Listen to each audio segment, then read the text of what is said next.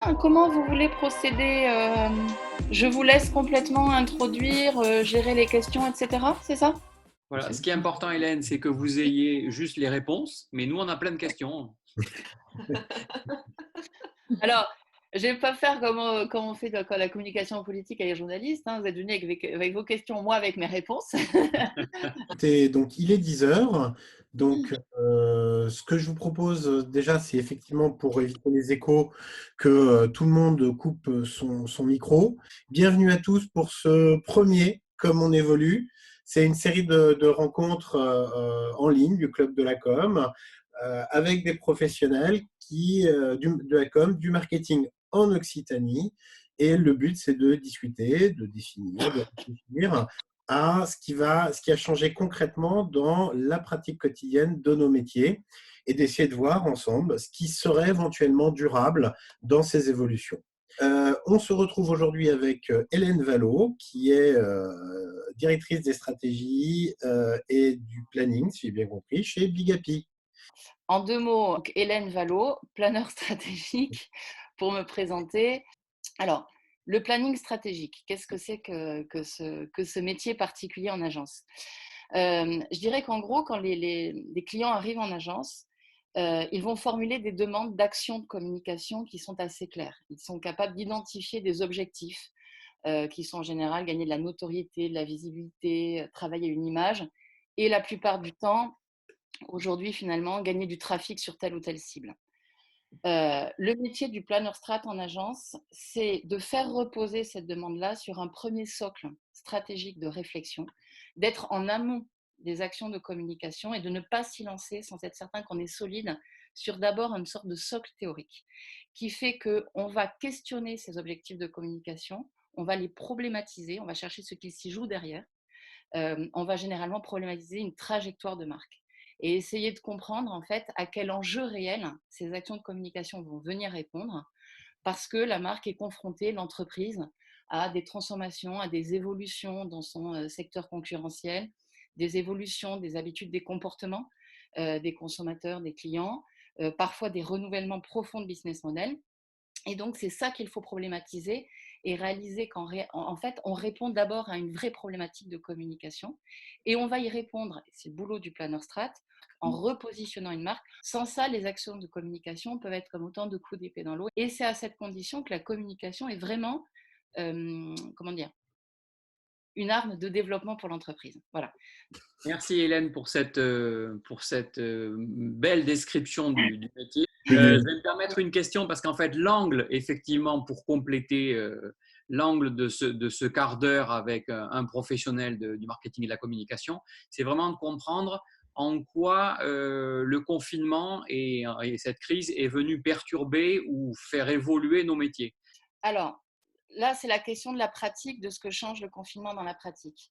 Alors, déjà, comme pour tout le monde, bah, voilà, c'est la question du télétravail. Là, on n'est pas seulement en train d'expérimenter le télétravail, on est aussi en train d'essayer de l'expérimenter dans un contexte particulièrement difficile où on doit réussir à créer un espace professionnel pour beaucoup au milieu d'un espace privé et le protéger et le défendre. Donc, c'est quand même un tour de force pour beaucoup d'entre nous. Pardon. Et donc, je crois qu'il ne faut pas juger le télétravail uniquement dans ce contexte particulier qui est très spécifique. Ce que je veux dire, c'est qu'il serait très dangereux pour une entreprise qui aurait, pardon de l'expression, le cul entre deux chaises, d'avoir finalement le télétravail comme pratique, mais de garder des critères de jugement et de rapport au travail qui sont ceux qu'on a pu connaître parfois quand même, qui sont ceux du contrôle, qui sont ceux liés à cet horrible mot aujourd'hui qu'on appelle le présentiel. Est-ce que ça peut vraiment faire advenir un rapport au travail où, par exemple, la confiance aurait toute sa place? C'est ça que ça pose comme question, finalement, cette nouvelle pratique. Et dernière chose que je crois intéressante sur cette histoire de pratique, c'est que ce que ça questionne vraiment, du coup, quand on se dit tout ça, pour moi, fondamentalement, c'est la question du dirigeant. Et c'est la question du rôle du dirigeant. Et là, je crois qu'il est là le vrai défi. Les collaborateurs, si ça doit perdurer, vont devoir s'adapter. Mais je crois que c'est pour le dirigeant que c'est le plus, finalement, un challenge et un défi.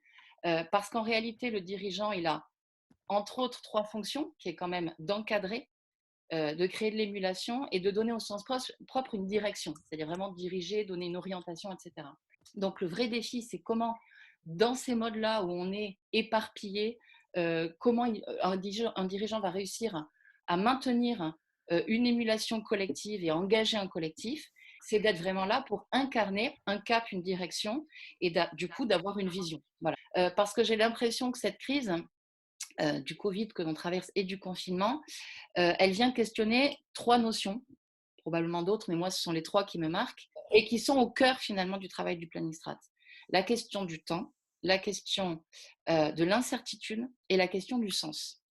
Rapidement, le temps, on le voit tous aujourd'hui, c'est le premier sujet auquel on a été confronté, c'est que tout d'un coup, on s'est retrouvé avec une redéfinition du temps qu'on avait. Notre rapport là au temps, il a changé. Il y a une éruption du temps long dans nos vies, d'un autre temps à gérer. Et ce qu'on a tous remarqué là dans nos vies quotidiennes, c'est fondamental pour le planner strat et pour le travail stratégique en communication, parce qu'on est tout le temps dans les agences, dans cette tension, je dirais, entre le temps court, le temps qu'il faut gérer, le temps dans lequel il faut être efficace, et c'est une réalité, il faut être efficace pour nos clients qui ont des urgences, qui ont des besoins, il ne faut pas rater des opportunités. Ouais. Et le planner strat derrière, qui a besoin, lui, pour établir ses réflexions stratégiques, pour les fonder, et aussi parce que son métier est d'être, parce qu'on est sur la tendance dans l'anticipation, d'articulation entre le temps court et le temps long, que chez Big Happy, on traite par une articulation d'un temps tactique et d'un temps stratégique. Voilà.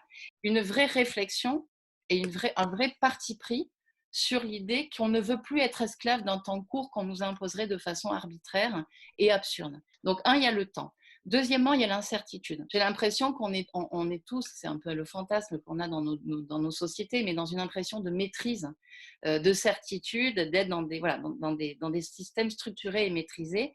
Et là, on a l'incertitude qu'on se prend en face. On va être déconfiné, mais on ne sait pas ce qui va se passer après, etc., etc.